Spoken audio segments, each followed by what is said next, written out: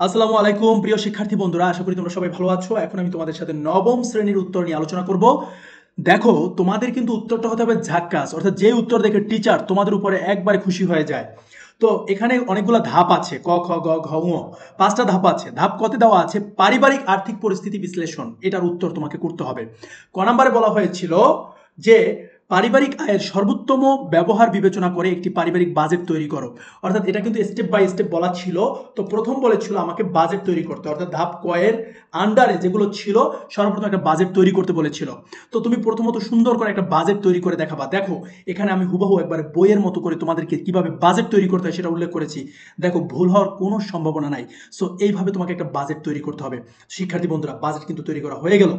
এরপরে তুমি কি করবে? তোমাকে দ্বিতীয় কাজ, মানে এইটারই ধাপ কয়েরই আরেকটা কথা বলেছে তারা, যে পারিবারিক আর্থিক অবস্থা রোধে গৃহীত পদক্ষেপ।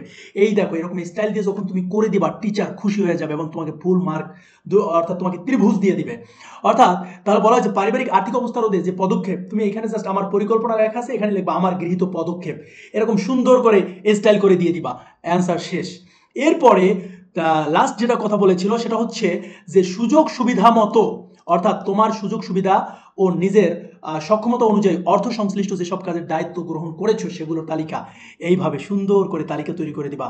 দেখো, এরই মাঝে মাঝে ধাপ এক শেষ হয়ে গেলো। এইভাবে যদি তুমি দাও, দেখো একটা ভুল নাই, কিছু নাই, একবার নিট অ্যান্ড ক্লিন। সো শিক্ষার্থী বন্ধুরা, তোমরা একটু ওয়েট করো, কিছুক্ষণ পরে বাকি ধাপগুলো স্টেপ বাই স্টেপ পেয়ে যাবে। Thank you.